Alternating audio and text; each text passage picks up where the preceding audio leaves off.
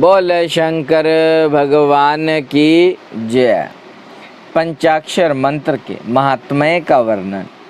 श्री कृष्ण बोले, सर्वज्ञ महर्षि पर्व, आप संपूर्ण ज्ञान के महासागर हैं। अब मैं आपके मुख से पंचाक्षर मंत्र के महात्म्य का तत्व वर्णन सुनना चाहता हूँ।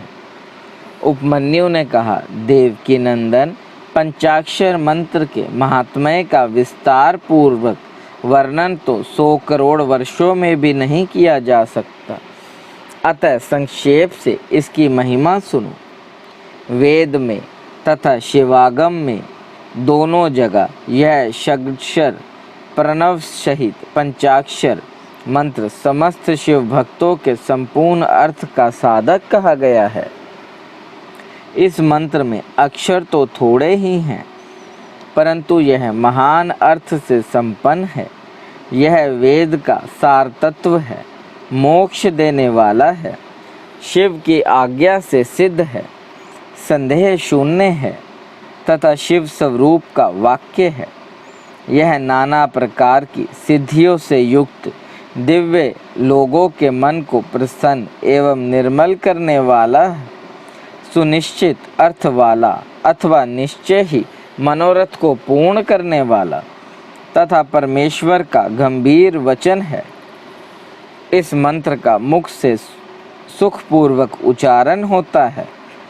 सर्वज्ञ शिव ने संपूर्ण देहधारियों के सारे मनोरथों की सिद्धि के लिए इस ओम नमः शिवाय मंत्र का प्रतिपादन किया है। यह आदि षड्क्षर मंत्र संपूर्ण विद्याओं मंत्रों का बीज मूल है। जैसे वट के बीज में महान वृक्ष छिपा हुआ है, उसी प्रकार अत्यंत सूक्ष्म होने पर भी इस मंत्र को महान अर्थ से परिपूर्ण समझना चाहिए। ओम इस एकाक्षर मंत्र में तीनों गुणों से अतीत, सर्वज्ञ, सर्वकर्ता, धुति मान्य, सर्वव्यापी प्रभु शिव प्रतिष्ठित हैं। ईशान आदि जो सूक्ष्म एकाक्षर रूप ब्रह्मा है, वे सब नमः शिवाय इस मंत्र में क्रमशः स्थित हैं। सूक्ष्म षड्क्षर मंत्र में पंच ब्रह्मा रूपधारी साक्षात भगवान शिव स्वभावता वाच्यवाचक भाव से विराजमान है। अप्रेममय होने के कारण शिव वाच्य हैं और मंत्र उनका वाचक माना गया है। शिव और मंत्र का यह वाच्य वाचक भाव अनादि काल से चला आ रहा है। जैसे यह घोर संसार सागर अनादि काल से प्रवत है, उसी प्रकार संसार से छुड़ाने वाले भगवान शिव भी अनादि काल से ही नित्य विराजमान है। जैसे औषध रोगों का स्वभावतः शत्रु है, उसी प्रकार भगवान शिव संसार दोषों के स्वाभाविक शत्रु माने गए हैं। यदि ये भगवान विश्वनाथ न होते तो यह जगत अंधकारमय हो जाता, क्योंकि प्रकृति जड़ और जीवात्मा अज्ञानी, अतः इन्हें प्रकाश देने वाले परमात्मा ही हैं। प्रकृति से लेकर परमाणु पर्यंत जो कुछ भी जड़ से रूप तत्व हैं, वह किसी बुद्धिमान चेतन कारण के भी बिना स्वयं कर्ता नहीं देखा गया है। जीवों के लिए धर्म करने और अधर्म से बचने का उपदेश देने वाले हैं। उनके बंधन और मोक्ष भी देखे जाते हैं। अतः विचार करने से सर्वज्ञ परमात्मा शिव के बिना प्राणियों के आदि सर्ग की सिद्धि नहीं होती। जैसे रोगी वैद्य के बिना सुख से रहित हो कलेश उठाते हैं, उसी प्रकार सर्वज्ञ शिव का आश्रय न लेने से संसारी जीव नाना प्रकार के कलेश भोगते हैं। अतः यह सिद्ध हुआ कि जीवों का संसार सागर से उद्धार करने वाले स्वामी अनादि सर्वज्ञ परिपूर्ण सदाशिव विद्यमान है। वे प्रभु आदि मध्य और अंत से रहित हैं। स्वभाव से ही निर्मल हैं तथा सर्वज्ञ एवं परिपूर्ण हैं। उन्हें शिव नाम से जानना चाहिए। शिवागम में उनके स्वरूप का विशद रूप से वर्णन है। यह पंचाक्षर मंत्र उनका अभिधान वाचक है और वे शिव अभिधेय वाच्य है। अभिधान और अभिधेय वाचक और वाच्य रूप होने के कारण परिमिश शिव स्वरूप पर यह मंत्र सिद्ध माना गया है। ओम नमः शिवाय। यह तो षडक्षर शिव वाक्य है। इतना ही शिव ज्ञान है और इतना ही परम पद है। यह शिव का विधि वाक्य है, अर्थवाद नहीं है। यह उन्हीं का शिव का स्वरूप है जो सर्वज्ञ, परिपूर्ण और स्वभावतः निर्मल है, जो समस्त लोकों पर अनुग्रह करने वाले हैं। वे भगवान शिव झूठी बात कह सकते हैं तो सर्वज्ञ हैं। वे तो मंत्र से जितना फल मिल सकता है उतना पूरे का पूरा बताएंगे, परंतु जो राग और अज्ञान आदि दोषों से ग्रस्त है वे ही झूठी बात कह सकते हैं। वे राग और अज्ञान आदि दोष ईश्वर में नहीं है, अतः ईश्वर कैसे झूठ बोल सकते हैं। जिनका संपूर्ण दोषों से कभी परिचय ही नहीं हुआ, उन सर्वज्ञ शिव ने जिस निर्मल वाक्य पंचाक्षर मंत्र का प्रणय किया है वह प्रमाणभूत ही है, इसमें संशय नहीं है। इसलिए विद्वान पुरुष को चाहिए कि वह ईश्वर के वचनों का श्रद्धा करे। यथार्थ पुण्य पाप के विषय में ईश्वर के वचनों पर श्रद्धा न करने वाला पुरुष नरक में जाता है। शांत स्वभाव वाले श्रेष्ठ मुनियों ने स्वर्ग और मोक्ष की सिद्धि के लिए जो सुंदर बात कही है उसे सुभाषित समझना चाहिए। जो वाक्य राग, द्वेष, असत्य, काम, क्रोध और तृष्णा का अनुसरण करने वाला हो वह नरक का हेतु होने के कारण दुर्भाषित कहलाता है। अविद्या एवं राग से युक्त वाक्य जन्म मरण रूप संसार कलेश की प्राप्ति में कारण होता है। अतः वह कोमल, ललित अथवा संस्कृत संस्कार युक्त हो तो भी उससे क्या लाभ। जिसे सुनकर कल्याण की प्राप्ति हो तथा राग आदि दोषों का नाश हो जाए, वह वाक्य सुंदर शब्दावली से युक्त ना हो तो भी शोभन तथा समझने से योग्य है।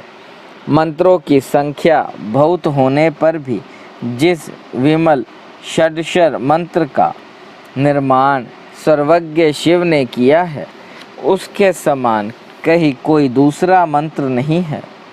षडक्षर मंत्र में 6 अंगों सहित संपूर्ण वेद और शास्त्र विद्यमान है, अतः उसके समान दूसरा कोई मंत्र कहीं नहीं है। 7 करोड़ महामंत्रों और अनेकानेक उपतंत्रों और उपमंत्रों से यह षडक्षर मंत्र उसी प्रकार भिन्न है जैसे वृत्ति से सूत्र जितने शिव ज्ञान है और जो विद्या स्थान है वे सब षडक्षर मंत्र रूपी सूत्र के संक्षिप्त भाष्य हैं, जिसके हृदय में ओम नमः शिवाय यह षडक्षर मंत्र प्रतिष्ठित है। उसे दूसरे बहुसंख्य मंत्रों और अनेक विस्तृत शास्त्रों से क्या प्रयोजन। जिसने ओम नमः शिवाय इस मंत्र का जप दृढ़तापूर्वक अपना लिया है, उसने संपूर्ण शास्त्र पढ़ लिया और समस्त शुभ कृत्यों का अनुष्ठान पूरा कर लिया। आदि में नमः पद से युक्त शिवाय यह 3 अक्षर जिसकी जीवा के अनुभाग में विद्यमान है उसका जीवन सफल हो गया। पंचाक्षर मंत्र के जप में लगा हुआ पुरुष यदि पंडित, मूर्ख, अनतज्ञ अथवा अधम भी हो तो वह पाप पंजर से मुक्त हो जाता है। बोले शंकर भगवान की जय। पंचाक्षर मंत्र की महिमा, उसमें समस्त वाङ्मय की स्थिति, उसकी उपदेश परंपरा, देवी रूपा पंचाक्षरी विद्या का अध्ययन, उसके समस्त और व्यस्त अक्षरों के ऋषि, छंद, देवता, बीज, शक्ति तथा अंग न्यास आदि का विचार। देवी बोली, महेश्वर, दुर्जय, दुर्लंबे एवं कलुषित कलिकाल में जब सारा संसार धर्म से विमुख हो पाप में अंधकार से आच्छादित हो जाएगा, वर्ण और आश्रम संबंधी आचार्य नष्ट हो जाएंगे, धर्म संकट उपस्थित हो जाएगा, सबका अधिकार संदिग्ध, अनिश्चित और विपरीत हो जाएगा, उस समय उपदेश की प्रणाली नष्ट हो जाएगी और गुरु शिष्य की परंपरा भी जाती रहेगी। ऐसी परिस्थिति में आपके भक्त किस उपाय से मुक्त हो सकते हैं? महादेव जी ने कहा, देवी, कलिकाल के मनुष्य मेरी परम मनोरम पंचाक्षरी विद्या का आश्रय ले भक्ति से भावित चित्त होकर संसार बंधन से मुक्त हो जाते हैं। जो अकथनीय और अचिंतनीय है, उन मानसिक, वाचिक और शारीरिक दोषों से जो दूषित, कृतघ्न, निर्दय, छली, लोभी और कुटिलचित है, वे मनुष्य भी यदि मुझ में मन लगाकर मेरी पंचाक्षरी विद्या का जप करेंगे, उनके लिए यह विद्या ही संसार भय से तारने वाली होगी। देवी, मैंने बारंबार प्रतिज्ञा पूर्वक यह बात कही है कि भूतल पर मेरा पतित हुआ भक्त भी इस पंचाक्षरी विद्या के द्वारा बंधन से मुक्त हो जाता है। देवी बोली, यदि मनुष्य पतित होकर सर्वथा कर्म करने के योग्य न रह जाए तो उसके द्वारा किया गया कर्म नरक की ही प्राप्ति कराने वाला होता है। ऐसी दशा में पतित मानव इस विद्या द्वारा कैसे मुक्त हो सकता है? महादेव जी ने कहा, सुंदरी, तुमने यह बहुत ठीक बात पूछी है, अब इसका उत्तर सुनो। पहले मैंने इस विषय को गोपनीय समझकर अब तक प्रकट नहीं किया था। यदि पतित मनुष्य मोहवश अन्य मंत्रों के उच्चारण पूर्वक मेरा पूजन करे तो वह निसंदेह नरकगामी हो सकता है, किंतु पंचाक्षर मंत्र के लिए ऐसा प्रतिबंध नहीं है। जो केवल जल पीकर और हवा खाकर तप करते हैं तथा दूसरे लोग जो नाना प्रकार के व्रतों द्वारा अपने शरीर को सुखाते हैं, उन्हें इन व्रतों द्वारा मेरे लोक की प्राप्ति नहीं होती, परंतु जो भक्ति पूर्वक पंचाक्षर मंत्र से ही एक बार मेरा पूजन कर लेता है, वह भी इस मंत्र के ही प्रताप से मेरे धाम में पहुंच जाता है। इसलिए तप, यज्ञ, व्रत और नियम पंचाक्षर द्वारा मेरे पूजन की करोड़वीं कला के समान भी नहीं है। कोई बद्ध हो या मुक्त जो पंचाक्षर मंत्र के द्वारा मेरा पूजन करता है, वह अवश्य ही संसार पाश से छुटकारा पा जाता है। देवी, ईशान आदि 5 ब्रह्मा जिसके अंग हैं, उस षड्क्षर या पंचाक्षर मंत्र के द्वारा जो भक्ति भाव से मेरा पूजन करता है, वह मुक्त हो जाता है। कोई पतित हो या अपतित, वह इस पंचाक्षर मंत्र के द्वारा मेरा पूजन करे। मेरा भक्त पंचाक्षर मंत्र का उपदेश गुरु से ले चुका हो या नहीं, वह क्रोध को जीतकर इस मंत्र के द्वारा मेरी पूजा किया करे। जिसने मंत्र की दीक्षा नहीं ली है, उसकी अपेक्षा दीक्षा लेने वाला पुरुष कोटि कोटि गुना अधिक माना गया है। अतः देवी, दीक्षा लेकर ही इस मंत्र से मेरा पूजन करना चाहिए। जो इस मंत्र की दीक्षा लेकर मैत्री, मुदिता, करुणा, उपेक्षा आदि गुणों से युक्त तथा ब्रह्मचर्य परायण हो भक्ति भाव से मेरा पूजन करता है, वह मेरी समता प्राप्त कर लेता है। इस विषय में अधिक कहने से क्या लाभ। मेरे पंचाक्षर मंत्र में सभी भक्तों का अधिकार है, इसलिए वह श्रेष्ठतर मंत्र है। पंचाक्षर के प्रभाव से ही लोक, वेद, महर्षि, सनातन धर्म, देवता तथा यह संपूर्ण जगत टिके हुए हैं। देवी प्रलय काल आने पर जब चराचर जगत नष्ट हो जाता है और सारा प्रपंच प्रकृति में मिलकर वहीं लीन हो जाता है, तब मैं अकेला ही स्थित रहता हूँ, दूसरा कोई कहीं नहीं रहता। उस समय समस्त देवता और शास्त्र पंचाक्षर मंत्र में स्थित होते हैं। अतः मेरी शक्ति से पालित होने के कारण वे नष्ट नहीं होते हैं। तदनंतरन मुझसे प्रकृति और पुरुष के भेद से युक्त सृष्टि होती है। तत्पश्चात त्रिगुणात्मक मूर्तियों का संहार करने वाला अवान्तर प्रलय होता है। उस प्रलय काल में भगवान नारायण देव मायामय शरीर का आश्रय ले जल के भीतर शेष शया पर शयन करते हैं। उनके नाभि कमल से पंचमुख ब्रह्मा जी का जन्म होता है। ब्रह्मा जी तीनों लोकों की सृष्टि करना चाहते थे, किंतु कोई सहायक न होने से उसे नहीं कर पा रहे थे। तब उन्होंने पहले अमित तेजस्वी 10 महर्षियों की सृष्टि की, जो उनके मानस पुत्र कहे गए हैं। उन पुत्रों की सिद्धि बढ़ाने के लिए पितामह ब्रह्मा ने मुझसे कहा, महादेव महेश्वर, मेरे पुत्रों को शक्ति प्रदान कीजिए। उनके इस प्रकार प्रार्थना करने पर 5 मुख धारण करने वाले मैंने ब्रह्मा जी के प्रति प्रत्येक मुख से एक एक अक्षर के क्रम से 5 अक्षरों का उपदेश किया। लोक पितामह ब्रह्मा जी ने भी अपने 5 मुखों द्वारा क्रमशः उन 5 अक्षरों को ग्रहण किया और वाच्य वाचक भाव से मुझ महेश्वर को जाना। मंत्र के प्रयोग का जानकर प्रजापति ने विधिवत उसे सिद्ध किया।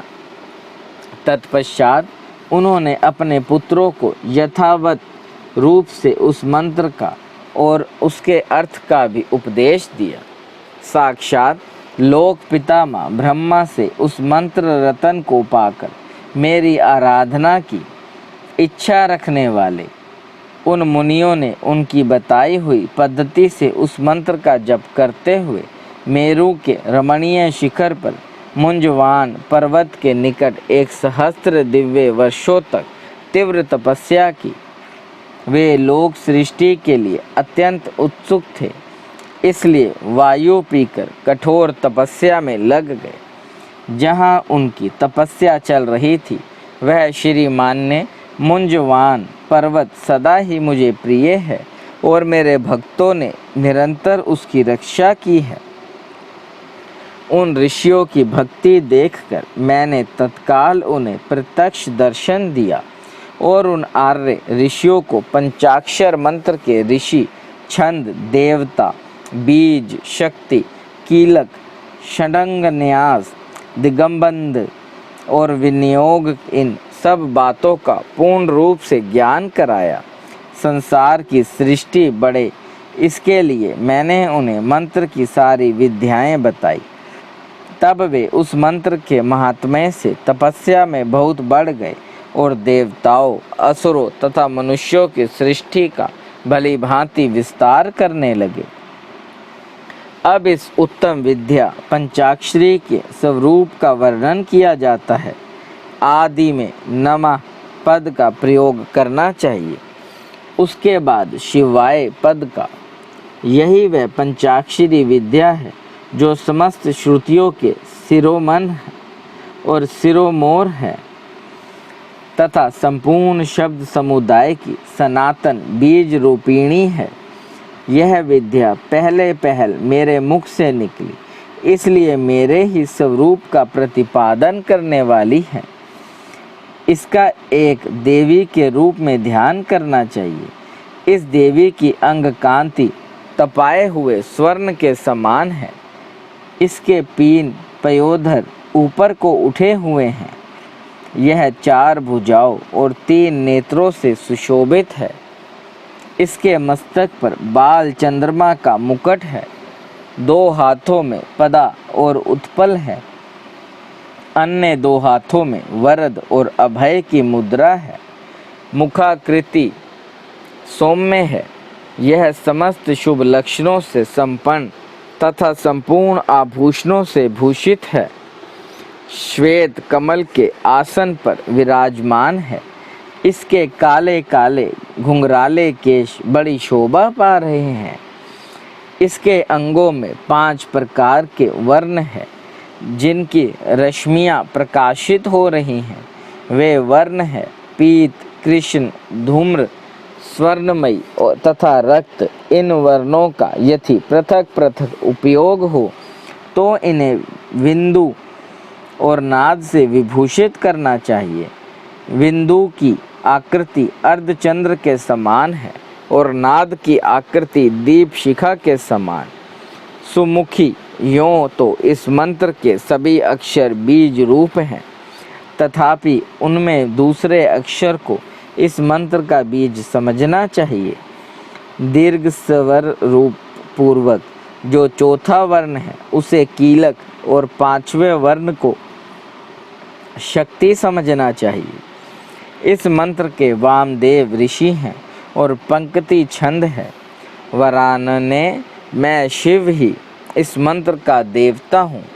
वरारोह गौतम, अत्रि, विश्वामित्र, अंगीरा और भरद्वाज ये नरकादि वर्णों के क्रमशः ऋषि माने गए हैं। गायत्री, अनुष्टुम, त्रिपुष्ट, बृहति और विराट ये क्रमशः 5 अक्षरों के छंद हैं। इंद्र, रुद्र, विष्णु, ब्रह्मा और स्कंद ये क्रमशः उन अक्षरों के देवता हैं। वरानने मेरे पूर्व आदि चारों दिशाओं के तथा ऊपर के 5 मुख इन नकारादि अक्षरों के क्रमशः स्थान है। पंचाक्षर मंत्र का पहला अक्षर उदात्त है, दूसरा और चौथा भी उदात्त ही है, 5वां स्वरित है और तीसरा अक्षर अनुदात्त माना गया है। इस पंचाक्षर मंत्र के मूल विद्या शिव, शैव, सूत्र तथा पंचाक्षर नाम जाने। शैव शिव संबंधी बीज प्रणव मेरा विशाल हृदय है। नकार सिर कहा गया है। मकार शिखा है। शी कवच है। वा नेत्र हैं और यकार अत्र है। इस प्रकार मकार शिखा है, शी कवच है, वा नेत्र है और यकार अस्त्र है। इन वर्णों के अंत में अंगों के चतुर्थनन्त रूप के कारण क्रमशः नमा, स्वाहा, षड्ट, होम, शोष्ट और फट जोड़ने से अंगन्यास होता है। देवी, थोड़े से भेद के साथ यह तुम्हारा भी मूल मंत्र है। यह पंचाक्षर मंत्र में जो 5वां वर्ण य है उसे 12वें स्वर से विभूषित किया जाता है। अतः नमः शिवाय के स्थान में नमः शिवाय कहने से यह देवी का मूल मंत्र हो जाता है। अतः साधक को चाहिए कि वह इस मंत्र से मन, वाणी और शरीर के भेद से हम दोनों का पूजन, तप और होम आदि करे। मन आदि के भेद से यह पूजन 3 प्रकार का होता है: मानसिक, वाचिक और शारीरिक। देवी जिसकी जैसी समझ हो, जिसे जितना समय मिल सके, जिसकी जैसी बुद्धि, शक्ति, संपत्ति, उत्साह एवं योग्यता हो, प्रतीत है, उसके अनुसार वह शास्त्र विधि से जब कभी, जहाँ कहीं अथवा जिस किसी भी साधन द्वारा मेरी पूजा कर सकता है। उसकी की हुई वह पूजा उसे अवश्य मोक्ष की प्राप्ति करा देगी। सुंदरी, मुझ में मन लगाकर जो क्रमशः क्रम या व्यक्तित्व क्रम से किया गया हो वह कल्याणकारी तथा मुझे प्रिय होता है। तथापि जो मेरे भक्त हैं और कर्म करने में अत्यंत विवश असमर्थ नहीं हो गए हैं, उनके लिए सब शास्त्रों में मैंने ही नियम बनाया है, उस नियम का उन्हें पालन करना चाहिए। अब मैं पहले मंत्र की दीक्षा लेने का शुभ विधान बता रहा हूँ, जिसके बिना मंत्र जप निष्फल होता है और जिसके होने से जप कर्म अवश्य सफल होता है। बोले शंकर भगवान की जय। देव देव महादेव करुणा निधान भक्त वत्सल्य शिव शंकर भोलेनाथ प्रसन्न होइए त्रिलोकीनाथ, सदैव अपने चरना बिंदों में लगाए रखे, सद्बुद्धि प्रदान करे।